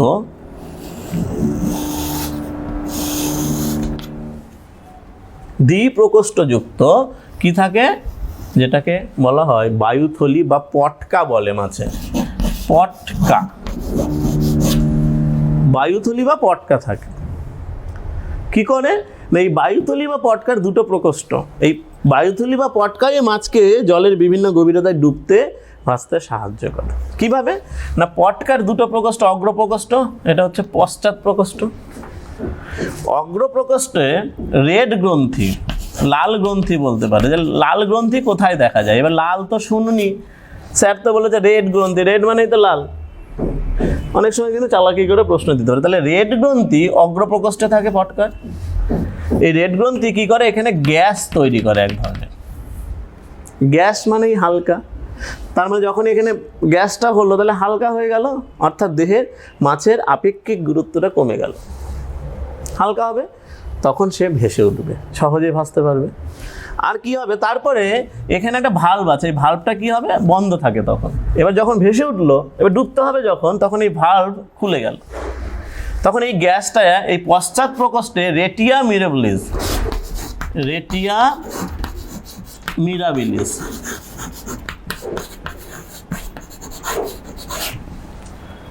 এই রেটিয়া মিরাবিলিস নামক একটা রক্তজালক থাকে এখানে পূর্ণ এই পশ্চাৎ প্রকোষ্ঠে। সেই রেটিয়া মিরাবিলিস কি করে, এই যে গ্যাসটা তৈরি করেছিল রেড গ্রন্থি, সেই রেটিয়া মিরাবিলিস সেই গ্যাসগুলোকে শোষণ করে নেয়। তাহলে আর গ্যাস থাকলো না, আপেক্ষিক গুরুত্ব বেড়ে গেল, ভারী হয়ে গেল, ডুবে গেল। এইভাবে এই পটকা রেড গ্রন্থি এবং রেটিয়া মিরাবিলিসের সহায়তায় মাছের আপেক্ষিক গুরুত্ব কমিয়ে এবং বাড়িয়ে তারা জলে ভাসতে এবং ডুবতে কিন্তু সাহায্য করে। খুব দরকার, নাহলে মাছ সবাই মেরে নেবে, মাছকে সহজেই কিন্তু মেরে ফেলতে পারবে। এই জন্য এরা কিন্তু বিভিন্ন গভীরতায় যেতে পারে এবং ভাসতে পারে। ক্লিয়ার হলো? তাহলে এই ছিল জলজ অভিযোজনে মাছের বিভিন্ন যে বৈশিষ্ট্যগুলো সেগুলো কিন্তু বলা হলো। এবার কি, এবার যাব খেচর অভিযোজন। খেচর মানে খেতে চড়ে যারা, বলেছি খে মানে বাতাস, অর্থাৎ ওড়ে। আকাশে ওড়ে, যারা বাতাসে ওড়ে। কিভাবে ওড়ে? তাহলে বাতাসে ওড়ার জন্য তাহলে পাখি, আমাদের সব থেকে পরিচিত যে পাখি সেটা পায়রা, আমাদের গৃহপালিত অনেকটা, তাদেরকে আমরা দেখতে পাই, পায়রা, চিল, বাজ। তাহলে এই পাখি আকাশে উঠছে, তাহলে আকাশে ওড়ার জন্য প্রথম যে কন্ডিশন হবে মনে রাখবে, সেটা হালকা হতে হবে দেহ। তাহলে প্রথম যে অভিযোজনটা এতে দেখা যাবে দেহটা কি করে হালকা করা যায়। আর বাতাসের মধ্যে দিয়ে চলতে হবে। আমি আগেও মাছের যখন পড়ালাম জলজ অভিযোজন, তখন এখানে বললাম যে যখন মাছের জলজ অভিযোজন তখন জলের মধ্যেও চলতে হবে। সেই জন্য এদেরও বাতাসের মধ্যে চলার জন্য দেহ কিন্তু মাকু আকৃতির হয়। তোমরা জানো যে পাখি কিন্তু কি হয়, মাকু আকৃতি, সামনের দিকে ছুটলো, পেছন দিকে লেজ, মাঝখানে একটু বাতাসের বাধাটা সহজেই কি অতিক্রম করার জন্য মাকুর মতো হয় দেহ আকৃতি। আর কি হয়, এই যে বললাম যে হালকা হতে হবে। এদের গমনাঙ্গ ওড়ে যার সাহায্যে, সেটা কি ডানা। ডানাটা অন্যান্য প্রাণীর অগ্রপদ, যেমন আমার হাত, হাতের যা আছে হিউমেরাস, রেডিয়া জানলা, কার্পেল, মেটাকার্পেল, ফ্যালাঞ্জেস থাকে। এই যে ডানা, তাহলে এইরকম তাহলে আমরা হাত দিয়ে কি তাহলে উঠতে পারবো? কারণ ওদের ডানার যা অস্থি থাকে, ওই যে বললাম হিউমেরাস, রেডিয়া জানলা, কার্পেল, মেটাকার্পেল, ফ্যালাঞ্জেস, আমাদেরও তাই আছে। এই যে দেখো হিউমেরাস, এখানে হাতটা, এখানে দুটো হাড় আছে, রেডিয়া জানলা, কার্পেল, মেটাকার্পেল, আর এখানে আঙুলগুলো আছে ফ্যালাঞ্জেস। তাহলে ওদের অগ্রপদটা আমাদের অগ্রপদ একই গঠন, তাহলে আমরা কিন্তু উঠতে পারি না। হাত মেলে কি নাড়লে কি উঠতে পারবো? উঠতে পারবো না। কিন্তু ওরা কিন্তু উঠতে পারছে। কেন না, ওদের হাড়টাই এক থাকলেও, অস্থিগুলো এক থাকলেও এর সঙ্গে পালক থাকে। পালক, ডানার সঙ্গে পালক থাকে, ফেদার থাকার ফলে কি হয় না, ডানাটা কি হলো, অনেকটা আয়তনে বেড়ে গেল। দুই ডানাতে পালক থাকে, আর লেজে পেছন দিকেও পালক থাকে। ডানার পালক থাকে হচ্ছে 23টি। এই ডানার পালককে বলা হয় রেমিজেস, 23টা। আর লেজের দিকে থাকে রেকটিসেস।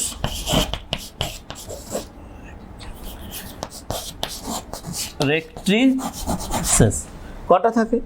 এটা হচ্ছে 23 জোড়া। আর যেটা ডানাতে থাকে সেটা কটা? সেটা থাকে হচ্ছে 12টি।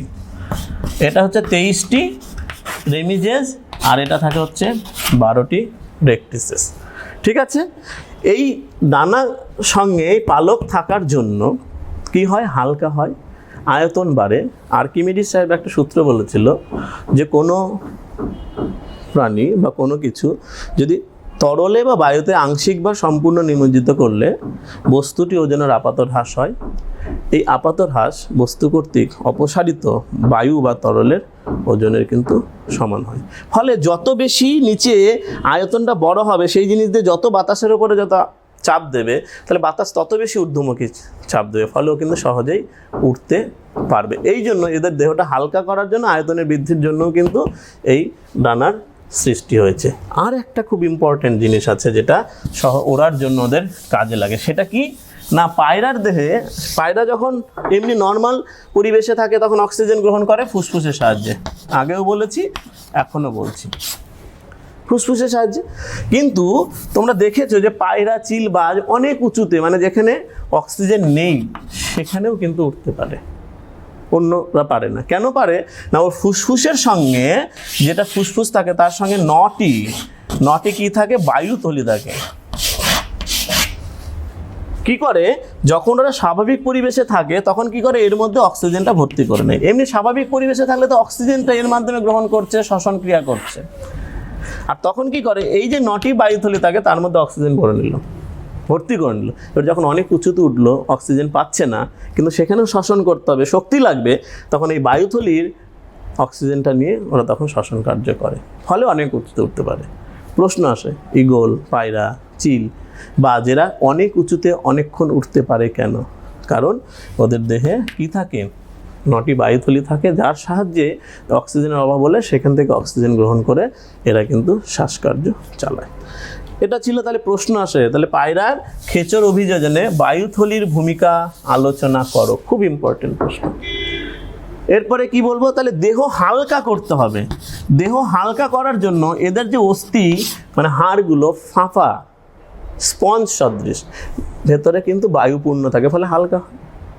আর কি থাকে হালকা করার জন্য, এদের দেহের কিছু অঙ্গ প্রত্যঙ্গ থাকে না, যেমন কি পাকস্থলী, পৌষ্টিকতন্ত্রের পাকস্থলী থাকে না। পাকস্থলী থাকলে সেখানে কি থাকবে, খাদ্য জমা হলেই ভারী হবে, তাই জন্য এটা থাকে না। কি থাকে না, ক্রপ থাকে এর পরিবর্তে, ক্রপ, আর খাদ্যগুলোকে চূর্ণ বিচ্ছিন্ন করার জন্য গিজার্ড। তাহলে পাকস্থলী কাজটা করছে এরা, ছোট পাকস্থলী হলেই খাদ্য জমা থাকবে, ভারী হবে। আর কি থাকে, মূত্রথলি থাকে না, ডান ডিম্বাশয় থাকে না, ডান ডিম্ব নালী থাকে না। তাহলে এই যে জিনিসগুলো, দাঁত থাকে না, ফলে এই জিনিসগুলো না থাকার জন্য কি হয়, ওদের দেহটা কিন্তু হালকা হয়। ফলে হালকা হলে ওরা কিন্তু সহজেই উঠতে পারবে। এই ছিল হচ্ছে পায়রা বা খেচর প্রাণীর আকাশে বা বাতাসে ওড়ার জন্য অভিযোজন। এবার যাব একটা বলেছিলাম মরু অভিযোজন, মানে উটের অভিযোজন।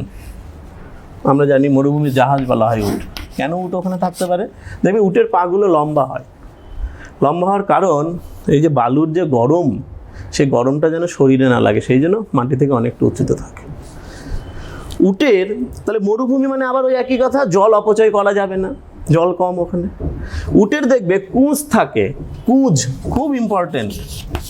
আমরা ভাবি যে এই কুঁজটা কী কাজে লাগে উটের, কিন্তু এই কুঁজ ওর সব থেকে বড় ভূমিকা পালন করে এই মরুভূমিতে বেঁচে থাকার জন্য। কি না, কুঁজের মধ্যে চর্বি থাকে। এই চর্বিটা বিপাক ক্রিয়ার ফলে কি করে, চর্বি জলে পরিণত হয়। জলে পরিণত হয়ে দেহের যে কোষের জলের চাহিদাটা পূরণ করে, কারণ জল তো কম। ঠিক আছে, আর কি, নাক দিয়ে যখন ওরা কার্বন ডাইঅক্সাইড বা নিঃশ্বাস ছাড়ে, তখন তার সঙ্গে কিছু জলীয় বাষ্প বেরোয়। সেই জলীয় বাষ্পটা যেন বাইরে না বেরোয়, তাই নাকের মধ্যে ওটাকে তরলে পরিণত করে, জলে পরিণত করে নাকের ভেতরে যে কোষ আছে তার জলের চাহিদা পূরণ করে। পাকস্থলীতে কি থাকে, ওয়াটার স্যাক থাকে। পাকস্থলীতে ওয়াটার স্যাক থাকে জলের চাহিদা পূরণ করার জন্য। এইরকম বিভিন্নভাবে। আর কি, ওদের লোহিত রক্তকণিকাটার গঠনটা একটু অন্যরকম, বড় হয়, ডিম্বাকার হয়। এরা অনেকটা বড় হতে পারে, ফলে প্রচুর পরিমাণে জল যদি ওর মধ্যে ঢোকেও ফেটে যাবে না, ফলে অনেকটা জল ধরে রাখার ক্ষমতা থাকে লোহিত রক্তকণিকার। খুব বিশেষ বৈশিষ্ট্য কিন্তু উটের এই লোহিত রক্তকণিকা, যেটা জল সংরক্ষণে প্রচণ্ড পরিমাণে সাহায্য করে। ঠিক আছে, পাকস্থলীতে ওয়াটার স্যাক, লোহিত রক্তকণিকা অনেকটা এক্সপ্যান্স করতে পারে, বড় হতে পারে, চর্বি থেকে জলের সৃষ্টি হয়। এটা ছিল মরু অভিযোজন। এবার আমরা যাব কিছু কি না, ওই যে আচরণগত, দুটো প্রাণীর আচরণগত এখানে অভিযোজন আছে। বাঁচার জন্য তাদের বিহেভিয়ারেরও চেঞ্জ করতে হয়, সে আচরণগত অভিযোজন। কার, শিম্পাঞ্জি। আমাদের বইয়ে আছে, দেখে নেবে। শিম্পাঞ্জির আচরণগত অভিযোজন কীরকম। 1 নাম্বার, ওরা উইপোকা খায়, তো পিঁপড়ে উইপোকা খায়। ওরা যখন উইপোকা পিঁপড়ে ঢিপি থাকে, ওর মধ্যে থেকে বের করতে পারে না, তাই জন্য ওরা কী করে, গাছের ডালকে খাদ্য খেতে হবে, সে খাদ্য খাওয়ার জন্য কী করবে, তাহলে ওই পোকাগুলোকে ঢিপির মধ্যে থেকে বাইরে বের করতে হবে। তাই গাছের ডালকে কী করে, ওরা ওই পোকার ঢিপির মধ্যে ঢুকিয়ে দেয়। তখন ওই পোকাগুলো, পিঁপড়েগুলো কী করে না, ওই ডাল বেয়ে বেয়ে উপরে আসে, তখন ওরা খায়, খেয়ে তাদের কী করে, পেট ভরায়। তাহলে যদি এটা না করতে পারতো, এই বুদ্ধিটা, এই আচরণটা যদি না করতে পারতো, তাহলে খেতে পারতো। আরও আছে কি, ওরা বাদাম খায়। কীভাবে খাবে, বাদামটাকে ভাঙতে হবে তো, তাই জন্য দুটো পাথরের টুকরো নেয়, একটা পাথরের টুকরোর উপর বাদামটাকে রাখে, আর একটা পাথরের টুকরোকে হাতুড়ির মতো ব্যবহার করে ওটাকে মেরে খোসা ছাড়িয়ে খায়। আর একটা ইন্টারেস্টিং ব্যাপার আছে, এদের তো অসুখ বিসুখ হয়, ওষুধ কে দেবে, নাই। সেই জন্য কারো অসুখ হলো ওরা নিজেরাই জঙ্গলের মধ্যে বিভিন্ন ভেষজ উদ্ভিদগুলোকে খায়, খেয়ে অসুখ নিবারণ করে। তাহলে এই আচরণগত বৈশিষ্ট্যগুলো থাকতে হবে। এই আচরণগত বৈশিষ্ট্যগুলো না থাকলে বেঁচে থাকতে পারতো না, সেই জন্য। এবার 2 নম্বর আচরণগত হচ্ছে কার না, মৌমাছি। খুব মানে ইন্টারেস্টিং জিনিস। কার্ল ভন ফ্রিস বিজ্ঞানী মৌমাছি নৃত্য, বি ডান্সিং, মৌ নৃত্য মানে মৌমাছির নাচ, এর ওপরে রিসার্চ করে তিনি নোবেল পুরস্কার পেয়েছিল। ভাবো তাহলে এই যে মৌমাছির যে বিহেভিয়ারাল যে অভিযোজনগত যে বৈশিষ্ট্য, সেটা কার্ল ভন ফিশ তার উপরে কাজ করে সে নোবেল পুরস্কার পেয়েছিল। সেটা কি না মৌমাছির নৃত্য, মৌ নৃত্য বা মৌমাছি নৃত্য, বি ডান্সিং। কি না দু রকমের দেওয়া হয়, একটা হচ্ছে চক্রাকার নৃত্য মৌমাছির, আর একটা ওয়াগাল নৃত্য। একটা চক্রাকার নৃত্য, একটা হচ্ছে ওয়াগাল নৃত্য। অর্থাৎ এই নাচ, মৌমাছির নাচ দেখে ওই মৌচাকের অন্য মৌমাছিরা বুঝতে পারবে যে খাবারটা বা ফুলটা কত দূরে আছে। চক্রাকার নৃত্য মানে ঘুরে ঘুরে ঘুরে ঘুরে ঘুরবে, দেখবে মৌমাছি অনেক সময় মাটিতে এইভাবে ঘুরতে থাকে, চক্রাকার নৃত্য। আর একটা ওয়াগাল নৃত্য হচ্ছে ইংরেজি আটের মতো করে ঘুরবে, একবার এইদিকে একবার এইদিকে, এইভাবে ঘুরবে। যদি খাদ্যের উৎসটা ফুল, কোন একটা মৌমাছি গেল, গিয়ে দেখতে পেলো যে খাদ্যটা ফুলটা 100 মিটারের মধ্যে আছে, তখন এসেও চক্রাকার নৃত্য করে। ওই নাচ দেখে বুঝে যায় অন্য মৌমাছিরা যে ফুলটা ওখানে আছে, খাদ্যটা ওখানে আছে, মধুটা ওখানে আছে। আর ওয়াগাল নৃত্যটা কি না ওর উদরটা নাচবে, মানে এরকম চক্রাকারে ঘুরবে না, ও যেভাবে নাচে মানে পেটটা নড়বে। সেটা দেখে অন্য মৌমাছিরা বুঝতে পারবে যে খাদ্যের প্রকৃতি, খাদ্যটা কেমন, কত দূরে আছে, কতটা পাবো। এটা সাধারণত আরও কম, আরও কাছে থাকলে তখন এই ওয়াগাল নৃত্যটা করে। এই দুটো হচ্ছে আচরণগত কিন্তু বৈশিষ্ট্য দেখা গেল প্রাণীর অভিযোজনে। তাহলে আমরা এতক্ষণ যা আলোচনা করলাম, সেই আলোচনার মাধ্যমে এটাই আমরা দেখতে পেলাম যে আচরণগত, আচরণ দিয়েও সে অভিযোজন করে, কারণ অভিযোজন না করলে সে বাঁচতে পারবে না। সেটা শিম্পাঞ্জি আর মৌমাছির উদাহরণ। তাহলে আমরা কি পড়লাম? আমরা পড়লাম অভিযোজন, উদ্ভিদ এবং প্রাণীর বিভিন্ন পরিবেশে বিভিন্ন অভিযোজন। যখন এবার আমি একটু বলি যে প্রশ্নটা কেমন আসবে, উত্তরটা কেমন লিখবে। সেটা যখন কোনো প্রশ্ন আসবে বলবে যে জলজ পরিবেশে থাকার জন্য রুই মাছের 2টি জলজ অভিযোজন লিখো, বা রুই মাছের পটকার ভূমিকা লিখো, এভাবে আসতে পারে। যখন বলবে 2টি জলজ অভিযোজন লিখো বা খেচর প্রাণীর 2টো অভিযোজন লিখো, তখন কিন্তু প্রথমে বৈশিষ্ট্যটা লিখবে, মানে কোন বৈশিষ্ট্যটা দেখা গেছে এটা। পরে তার সঙ্গে লিখতে হবে গুরুত্ব বা তাৎপর্য, মানে এই যে বৈশিষ্ট্যটা এসছে সেই বৈশিষ্ট্যটা কেন। এইভাবে কিন্তু সুন্দর করে লিখলে নাম্বারটা বেশি ভালো। যে এই বৈশিষ্ট্যটা দেখা যাচ্ছে জলে থাকার জন্য রুই মাছের দেহে, এই বৈশিষ্ট্যটা কেন, মানে গুরুত্ব, সেটা লিখতে হবে। যে বা তুমি এইভাবে লিখতে পারো যে এই কাজের জন্য রুই মাছের দেহে বা পায়রার দেহে বা ক্যাকটাসের দেহে এই বৈশিষ্ট্যটার সৃষ্টি হয়েছে। খেয়াল যেন থাকে, বৈশিষ্ট্যটা বলবো তারপর গুরুত্ব, বা একসঙ্গে যদি তুমি লিখতে চাও যে নাম্বার 1 বৈশিষ্ট্য, তখন তোমাকে ওইভাবে লিখতে হবে যে ক্যাকটাসের দেহে এই বৈশিষ্ট্যটা সৃষ্টি হয়েছে, বা পত্রকণ্টকের সৃষ্টি হয়েছে, পাতা কাঁটায় রূপান্তরিত হয়েছে। কেন না পাতা কাঁটায় রূপান্তরিত হয়েছে এই জন্য যে তার জল, তার বাষ্পমোচনের হার কমানোর জন্য। তাহলে বুঝতে পারলে যখনই বৈশিষ্ট্য লিখবো তখন আগে, যখন বলবে যে অভিযোজনগত বৈশিষ্ট্য লিখো, তখন বৈশিষ্ট্যটা লিখে গুরুত্ব লিখতে পারো তার, বা আগে গুরুত্ব, এই কাজের জন্য তার এই বৈশিষ্ট্যের সৃষ্টি হয়েছে। এটা কিন্তু খুব ভালো করে মনে রাখবে। আর যে বিভিন্ন প্রশ্নগুলো পড়াতে পড়াতে তোমাদেরকে বললাম, দেখেছো খুব ইম্পর্টেন্ট প্রশ্ন কিন্তু আছে, সেটা খেয়াল রাখবে। আবারও বলছি, পড়ো, প্রশাসন, সরকার সবসময় তোমাদের সঙ্গে আছে, কোনো রকম অসুবিধা তোমাদের হবে না, তার জন্য সরকার সব ব্যবস্থা করবে। কোনো চিন্তা না করে বাড়িতে থাকো, ঘরে থাকো, পড়াশোনা করো এবং সুস্থ থাকো, এটাই কাম্য করো।